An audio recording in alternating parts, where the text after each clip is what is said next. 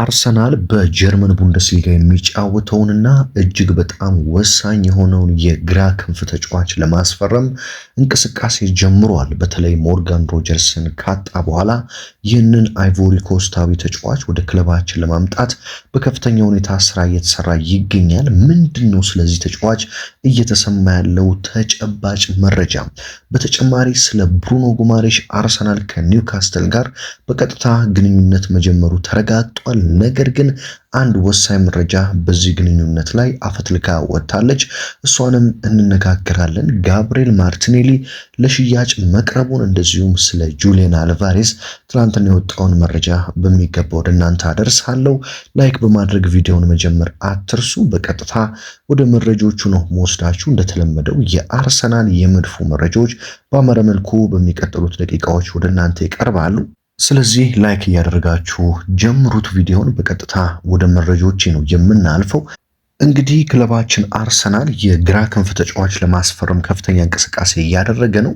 ከያን ዲዮሜንዴም ጋር ስሙ እየተያዘ ይገኛል። እሱን ከማንሳቴ በፊት ግን እዚህ ጋር ስለ ጁሊያን አልቫሬዝ አንስቼ ነው መጀመር የምፈልገው። በተለይ ትላንትና ስለ ጁሊያን አልቫሬዝ የወጣው መረጃ ለምን አይቀርብንም አርሰናሎች የሚሉ በርካታ የአርሰናል ደጋፊዎች እንዲነሱ ነው ያደረገው። ምክንያቱም አርሰናል ከአትሌቲኮ ማድሪድ ጋር ጁሊያን አልቫሬዝን ለማስፈረም በጣም ከስምምነት ከጫፍ ደርሶ ራሱ ተጫዋቹ እንዳፋረሰው ነው እንግዲህ በጣም ታማኝ የሚባለው የመረጃ ምንጭ እያጋራ የሚገኘው። ይህ የመረጃ ምንጭ ማን ነው ካላችሁኝ ጆታ ጆርዲ ይባላል። ይህ ጋዜጠኛ ጆታ ጆርዲ ማለት የባርሴሎና ታማኝ ስፓኒሽ ወይም ስፓኒያርድ ወይም ስፔናዊ ጋዜጠኛ ነው። በጣም የባርሴሎና አቀንቃኝ ጋዜጠኛ ነው። በጣም እነ ፋብሪዚዮ ሮማኖ ጨምር ፎሎ የሚያደርጉት ሰው ነው። በተለይ በኤክስ ወይም ደግሞ የበፊቱ ትዊተር ላይ ገብታችሁ ብታዩ ይህንን ሰው ትልልቅ የሚባሉ ታማኝ የሚዲያ ምንጮች ሲከተሉት ትመለከታላችሁ። ይህ ጋዜጠኛ እንግዲህ የሚሰራው በስፔን ታዋቂ ለሆነው ኤል ቺሪንጊቶ ለተባለ ጣቢያ ነው፣ የቴሌቪዥን ጣቢያ ነው ማለት ነው። ታዲያ እሱ ምንድን ነው ያለው? አርሰናል እና አትሌቲኮ ማድሪድ ከጥቂት ሳምንታት በፊት አርሰናል 50 ሚሊዮን ዩሮ ለማቅረብ እና ቪክተር ዮኬሬሽን ለመስጠት በጁሊያን አልቫሬዝ ጉዳይ ከአትሌቲኮ ማድሪድ ጋር ስምምነት ላይ ደርሶ ነበር። አትሌቲኮ ማድሪዶችም 50 ሚሊዮኑን ለመቀበልና ቪክተር ዮኬሬሽን ለመቀበል ተስማምተው እጅግ በጣም ተቃርበው ነበር። ነገር ግን ጁሊያን አልቫሬዝ ከአርሰናል በፊት ባርሴሎና የሚለውን ማድመጥ ፈልጋለሁ፣ መቀላቀል የምፈልገው ባርሴሎናን ነው በሚል ይህንን ጥያቄ እንዲዘገይ እንዳደረገም ተረጋግጧል። ከዚህ በላይ እንግዲህ ምን የሚያበሳጭ ነገር አለ? ምክንያቱም እንግዲህ ይህንን ሁሉ አድርጋችሁ ቪክተር ዮኬሬሽን የመሰለ አጥቂ በ50 ሚሊዮን ዩሮ ለመስጠት ተስማምታችሁ ጁሊያን አልቫሬዝ ግን ቆይ የባርሳን ጉዳይ ልይና ከዛ በኋላ እወስነዋለሁ የእናንተን ጉዳይ ሲል ምን አይነት እንግዲህ ስሜትን ሊፈጥር እንደሚችል ግልጽ ነው። እርግጥ ነው አርቴታ በጣም ነው ጁሊያን አልቫሬዝን የሚያደንቀው። የአርቴታ ድሪም ሳይኒንግ ነው ጁሊያን አልቫሬዝ ማለት የአርቴታ ህልሙ የሆነ ተጫዋች ነው በአርሰናል እንዲጫወት ማለት ነው። ነገር ግን ጁሊያን አልቫሬዝ ባርሳን ብቻ መቀላቀል እንደሚፈልግ ተሰምቷል። ለዚህ ነው በርካታ የአርሰናል ደጋፊዎች ከዚህ መረጃ በኋላ ለምን አይቀርብንም፣ እኛን አልፈልግም ካለ ቢቀርብን ይሻላል እያሉ የሚገኙት። አርሰናል አሁንም እድል አለኝ ብሎ ያምናል በጁሊያን አልቫሬዝ ጉዳይ። ለሱም እየተንቀሳቀሰ ነው የሚገኘው። ይህን እያደረገ የሚገኝበት ምክንያት ባርሴሎና የገንዘብ ችግር አለበት። አትሌቲኮ ማድሪድ እየጠየቁ ያሉትን ከፍተኛ ገንዘብ ላያቀርብ ይችላል። በእርግጥ ጁሊያን አልቫሬዝ ገና ታህሳስ ላይ በእኛ ያለፈው ዓመት ገና አካባቢ በዛው ዓመት አትሌቲኮ ማድሪድን መልቀቅ እንደሚፈልግና ባርሴሎናን መቀላቀል እንደሚፈልግ ለአትሌቲኮ ማድሪድ አመራሮች ነግሯቸው ነበር። የአትሌቲኮ ማድሪድ አመራሮችም ችግር የለውም ባርሴሎና የተባለውን ገንዘብ ወይም ደግሞ የሚመጥነውን ገንዘብ ካቀረበ እንለቅሃለን በሚል ቃል ገብተውለት ነበር። ለዛ ነው ጁሊያን አልቫሬዝ አሁን ከልምምድ ጭምር ለመቅረት እያሰበና አትሌቲኮ ማድሪድ ላይ ጫና ለማድረግ እያሰበ እንደሚገኝ የተሰማው። ነገር ግን አትሌቲኮ ማድሪድ ብሩን ከባርሴሎና ማያገኝ ከሆነ ለአርሰናል ሊሸጠው እንደሚችል ይታመናል። ለዚህ ነው እንግዲህ ብዙ የአርሰናል ደጋፊዎች ይቅርብን በቃ እያሉ የሚገኙት ማለት ነው። እዚህ ጋር እንግዲህ ከትላንትና ጀምሮ ከአርሰናል ጋር ስሙ እየተያዘ የሚገኘው እጅግ በጣም ምርጥ የሚባለው ተጫዋች የጀርመን ቡንደስሊጋው የአርቢ ሌይፕዚግ ተጫዋች ያን ዲዮሜንዴ ነው። እንግዲህ ይህ ተጫዋች ይችላል ወይ? ምንም አይነት ጥርጥር የለውም። በዓለም ዋንጫው ያው ትንሽ ደከም ያለ እንቅስቃሴ ነው እንደውም ያደረገው ከአይቮሪ ኮስት ጋር እንጂ በጀርመን ቡንደስሊጋ በአርቢ ላይፕዚግ ቤት እጅግ በጣም ድንቅ ጊዜ ነበረ ያን ዲዮሜንዴ ባለፈው ዓመት ማሳለፍ የቻለው። ተጫዋቹ በሊቨርፑል በጥብቅ ሲፈለግ ለሊቨርፑልም ይፈርማል ተብሎ ሲጠበቅ ሊቨርፑልን አልፈልግም የምፈልገው ፈረንሳዩን ኃያል ክለብ ፓሪስ ሰን ጀርማን ነው በሚል እንግዲህ ከፓሪስ ሰን ጀርሜኖች ጋር በግል ጥቅማ ጥቅም ጉዳይ ከስምምነት እንደደረሰም ተዘግቦ ነበር። ነገር ግን ራሱ ፋብሪዚዮ ሮማኖ ትላንትና ተጫዋቹ ከፒኤስጂ ጋር የግል ውሎችን ተስማምቷል። ነገር ግን በፒኤስጂ እና በአርቢ ላይፕዚግ በክለብ ለክለብ መካከል ምንም አይነት ስምምነት ላይ ሊደረስ አልተቻለም።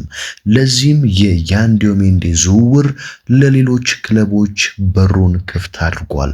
አርሰናልም ለዛ ነው የያን ዲዮሜንዴን ጉዳይ በቅርበት እየተመለከተም የሚገኘው። በተለይ ፓሪስ ሰን ጀርሜን ብራድሊ ባርኮላን የማይሸጥ ከሆነ ያን ዲዮሜንዴን ለማምጣት አያስብም፣ ሊተወው ይችላል።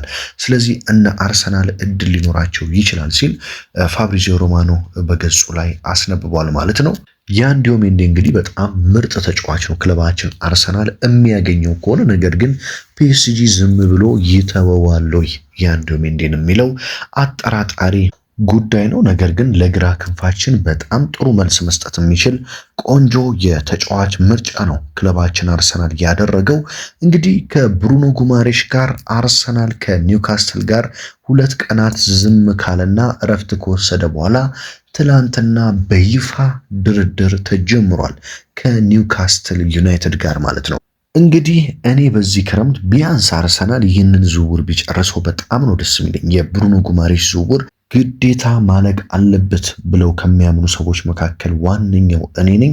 ተጫዋቹ በጣም ነው የሚያስፈልገን። አርሰናል እንግዲህ 2 ቀን ዝም ብሎ የኒውካስትልን ጉዳይ ካጠና በኋላ ትላንትና በይፋ ድርድር ተጀምሯል። እንግዲህ አርሰናል እንደኔ የሚሰማ ምንድነው? ያሉትን መረጃዎች ተመልክተ የሚሰማ ምንድነው ካላችሁኝ፣ ልክ እንደ ሌሎች ዝውውሮች ሁሉ የብሩኖ ጉማሬሽን ዝውውር እንደሚተወው ነው የሚሰማኝ። ምክንያቱም ኒውካስትሎች እየጠየቁት ያለው ዋጋ ውድ በመሆኑ። የምትፈልገው ግን ካላችሁኝ ብሩኖ ጉማሬሽ በጣም መምጣት አለበት ብዬ ነው ማምነው። በተለይ ዋንጫውን የፕሪሚየር ሊጉን ዋንጫ ድጋሚ ማሳካት ከፈለግን ዙቤሜንዲን፣ ዴክላን ራይስን እንደዚሁም ኦዴጋርድን ጭምር ማሳረፍ የሚችል በጣም ምርጥ ፕሮፋይል ያለው ተጫዋች ነው። ይህንን ዝውውር ቢጨርሰው ክለባችን ደስ ይለኛል። እንግዲህ ድርድሩ ተጀምሯል። በምን መልኩ ይሄዳል የሚለውን ዛሬና ነገ በሚኖሩ ጉዳዮች የምናየው ሲሆን ኒውካስትሎች ብር ይቀንሱልናል ወይስ ደግሞ አርሰናል እንደምንም ጨክኖ ብር ጨምሮ ጉማሬሽን ያመጣዋል የሚለው በጉጉት የምንጠብቀው ጉዳይ ነው። አርሰናል እንግዲህ ጋብሪኤል ማርቲኔሊን ሙሉ በሙሉ ለሽያጭ እንዳቀረበው ተረጋግጧል። ጋብሪኤል ማርቲኔሊ በዚህ ክረምት እንዲሸጥ እንግዲህ አርሰናል እንደወሰነ ተሰምቷል። በነገራችን ላይ የ25 ዓመቱ ብራዚላዊው ባለፈው የውድድር ዘመን አንድ የፕሪሚየር ሊግ ጎል ብቻ ያስቆጠረ ሲሆን በትራንስፈር ማርኬት ላይ ዋጋው 45 ሚሊዮን ዩሮ የገበያ ዋጋ ተለጥፎበታል። ልክ እንደ ሊያንድሮ ትሮሳርድ ሁሉ ማርቲኔሊ በአርቴታ ቡድን ሁሉንም ነገር ሰጥቷል፣ በጣም አገልግሏል። ተጫዋቹ በጥራት ረገድ በቋሚነት ለመጀመር በአሁኑ ሰዓት በቂ የሚባል ተጫዋች አይደለም። ሆኖም ግን ለሌሎች ብዙ ቡድኖች ደግሞ ሊጨምር የሚችለው ነገር አለ። እናም ትራንስፈር ማርኬቱ ማርቲኔሊን በዚህ ክረምት ሊያስፈርሙ የሚችሉ 3 ክለቦችን መርጧል። የመጀመሪያው እንግዲህ ማርቲኔሊን በጥብቅ የሚፈልገው አትሌቲኮ ማድሪድ ነው። የማርቲኔሊ ባህሪ እንግዲህ ያለማቋረጥ ወደፊት የሚሄድና በመከላከል በኩል የማያቋርጥ ሩጫ ለዲዮጎ ሲሞኔው አትሌቲኮ ማድሪድ ለመጫወት ፍጹም ተስማሚ ያደርገዋል። የስፔኑ ግዙፍ ክለብ ሰዎች እንግዲህ በብራዚላዊው ላይ ፍላጎት እንዳላቸው ተዘግቧል። ይህም ፍጥነቱና ቀጥተኛ አጨዋወቱ ለሜትሮፖሊታኖ አንድ ነገር እንደሚጨምር ይጠበቃል። ሁለተኛው ግዙፉ የሴሪኤው የጣሊያኑ ክለብ ጁቬንቱስ በዚህ ክረምት ማርቲኔሊን ወደ ቡድናቸው ለማከል ፍላጎት እንዳለው የሚታሰበው ሌላኛው ክለብ ነው። እንግዲህ ኦልድ ሌዲ ወይም ደግሞ አሮጊቷ ባለፈው የውድድር ዘመን ሌላ አስቸጋሪ የውድድር ዘመን ነበር ያሳለፉት።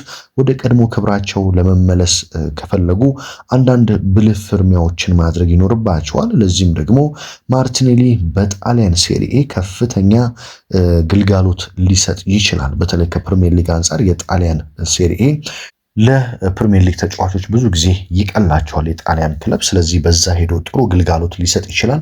ሌላኛው የፕሪሚየር ሊጉ ክለብ ሶስተኛው ኒውካስትል ዩናይትድ ተጨማሪ ማጠናከሪያዎችን ለማግኘት ከፍተኛ ፍላጎት ያለው ኒውካስትል ነው። በዚህ ክረምት አንቶኒ ጎርደን እና ሳንድሮ ቶናሊን አጥተዋል እና ተጨማሪ ኮከቦችን እንደ ጉማሬሽ ያሉትንም ሊለቁ ይችላሉ። የማርቲኔሊ ፈጣን ሽግግርን መሰረት ያደረገ የኤዲ ሃውን እንግዲህ ስልት ሊያሟላ የሚችል ተጫዋች እንደሆነ ይታሰባል።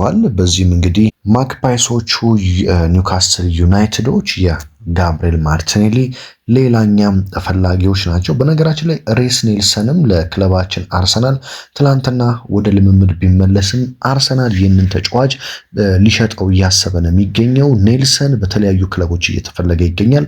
በተለይ በፖርቹጋሉ ክለብ ቤኔፊካ እና በስፔኑ ክለብ ቫሌንሺያ እየተፈለገ ይገኛል። ሬስ ኔልሰንም በአሰልጣኝ ሚኬል አርቴታ ሰዓት እንደማይሰጠው አውቋል። ረጅም ጊዜውን በተቀያሪ ወንበር ላይ እንደሚያሳልፍ ስለሚያውቅ አርሰናልን በመልቀቅ እንግዲህ ከእንግሊዝ ውጭ ላሉ ክለቦች ለመጫወት ይፈልጋል። ስለዚህ ኔልሰንም በዚህ ክረምት ወይ ወደ ፖርቹጋል ወይ ወደ ስፔን ሲሄድ ልንመለከተው የምንችለው ተጫዋች እንደሆነም ይጠበቃል ማለት ነው። ብዙዎች ግን ሬስ ኔልሰን አሁንም በአርሰናል ቢቆይ አንዳንድ ጥቅሞች ሊሰጥ ይችላል ብለው ያስባሉ። በነገራችን ላይ የማይረሳው ሬስ ኔልሰን ትዝ ይላቸዋል ከቦርንሞዝ ጋር 2-0 እየተመራን 3-2 ያሸነፍንበት ጨዋታ በ97ኛው ደቂቃ ያስቆጠራት ግብ መቼም የማትረሳ ቀን ነበረች። ያቺ ቀን በብዙዎች የአርሰናል ደጋፊዎች ልብ ውስጥ እንዲገባ ኔልሰንን ያደረገችው ያቺ ጎል ናት። ቢያንስ ምን አለ ትንሽ ቢሞከር እያሉ ጥያቄ የሚያቀርቡትም እንደዚህ አይነት ያ ትዝታ ያለባቸው የኔልሰን ያቺ ግብ ያስቦረቀቻቸው የአርሰናል ደጋፊዎች ለኔልሰን ትንሽ እድል ይሰጠው እያሉ ነው የሚገኙት። እንግዲህ ቼልሲ አሁንም በጣም የምንፈልገውን ተጫዋች ሳይሆን ያው ከስም ዝርዝራችን ውስጥ አንዱ የሆነውን የሲቲውን ተጫዋች ጆን ስቶንስን ከኛም ለመቀማት እንቅስቃሴ እያደረጉ ነው። እንግዲህ ቼልሲ ዘንድሮ ከአርሰናል ጋር ገና ፕሪሚየር ሊጉ ሳይጀመር በዝውውርም ፉክክር ለማድረግ እየፈለገ ይመስለኛል። በተለይ አርሰናል እንደምታውቁት በቅርቡ ከሲቲው ተከላካይ ጆን ስቶንስ ጋር ስሙ በከፍተኛ ሁኔታ እየተያያዘ ነው። ታዲያ የምዕራብ ለንደኑ ክለብ ቼልሲ በዚህ በእንግሊዝ መሃል ተከላካይ ላይ ያላቸውን ፍላጎት ከፍ እንዳደረጉት ተሰምቷል። በተለይ የአርሰናልን ፍላጎት ከሰሙ በኋላ ከአርሰናል በመቀማት ጆን ስቶንስን ወደ ቼልሲ ለመውሰድ እንቅስቃሴ እያደረጉ እንደሆነ ተሰምቷል ማለት ነው። በተለይ የቼልሲው አዲስ አሰልጣኝ ዣቪ አሎንሶ በቀጣይ ዓመት ከአርቴታ ጋር በፕሪሚየር ሊጉ መፎካከር የሚችል ቡድን ለመገንባት ከፍተኛ እንቅስቃሴ እያደረገ እንደሚገኝ ነው እየተሰማው። እንግዲህ ዣቪ አሎንሶና አርቴታ በጣም ጥብቅ ጓደኞች እንደሆኑ ይታወቃል። ከልጅነት እድሜያቸው ጀምሮ አብረው ያደጉ ጓደኛሞች ናቸው። አሁን ደግሞ በፕሪሚየር ሊጉ አርቴታን ለመፎካከርና ሻምፒዮንነቱን ለመንጠቅ ዣቪ አሎንሶ ከፍተኛ ጥረት ያደርጋል ተብሎ ይጠበቃል። አርቴታ እንግዲህ የቼልሲ አሰልጣኝ ሆነው እየተቀያየሩ የመጡትን በሙሉ እያሸነፈ አርሰናል የበላይ መሆኑን እያሳየ እስከ ዘንድሮ ቀጥሏል። እነ ኤንዞ ማሬስካን በሉ እነ ሮዜኔርን በሉ ሌሎች በርካታ የቼልሲ አሰልጣኞችን አርቴታ በተደጋጋሚ ለንደን ቀይ መሆኗን አሳይተዋቸዋል። አሁን ደግሞ ተረኛው ዣቪ አሎንሶ ነው ብዬ አስባለሁ። ዣቪ አሎንሶ አርቴታን እንግዲህ ለመፎካከር ከፍተኛ ዝግጅት እያደረገ እንደሆነ መረጃዎች ያሳያሉ ማለት ነው። እንግዲህ የዛሬ ዙር መረጃዎችን ይመስላሉ። በተለይ የያን ዲዮሜንዴ ጉዳይ የብዙዎችን ቀልብ ስቧል። ያን ዲዮሜንዴ በጣም ምርጥ ተጫዋች ነው። በግራ ክንፍ ላይ ወደ ክለባችን ቢመጣ ከቡካዮ ሳካና ከዮኮሬሽ ጋር የሚፈጥረው ጥምረት እንደዚሁም ከኤብሪቼዜ ጋር የሚፈጥረው ጥምረት እጅግ ድንቅ ይሆናል ተብሎም ይታመናል። ዋናው እንግዲህ የዝውውር ጉዳይ እሱ ሲሆን የብሩኖ ጉማሬሽ ድርድር መጀመሩም ሌላኛው ነገር ነው። የጁሊያን አልቫሬዝ ጉዳይ ግን እንዳልኳችሁ ብዙዎች እምቢ ካለ ለምን አይቀርም በሚል ሐሳባቸውን እየሰጡ ነው። የእናንተን ሐሳብ ግን ኮመንት ላይ እንድታስቀምጡልኝ እፈልጋለሁ። ክለባችን አርሰናል ግን በጣም ዘግይቷል። በዚህ በቀሩት ቀናቶች ውስጥ ፕሪሚየር ሊጉ ሊጀምር 29 ቀናት ብቻ ነው የቀሩት። ዛሬ ትላንት አንድ ወር ነበር። ዛሬ እንግዲህ 29 ቀን ብቻ ነው የቀረው። በዚህ 29 ቀን ውስጥ ምን ያደርጋል የሚለውን ለመመልከት ጓጉቻለሁ። በሌላ መረጃ በሌላ የዝውውር ጥንክሮች እስከምንገናኝ ድረስ ታዲያ ሀገር ውስጥ ከባህር ማዶ ያላችሁትን ውድ ቤተሰቦችን በሙሉ ሰላም ተመኘውላችሁ።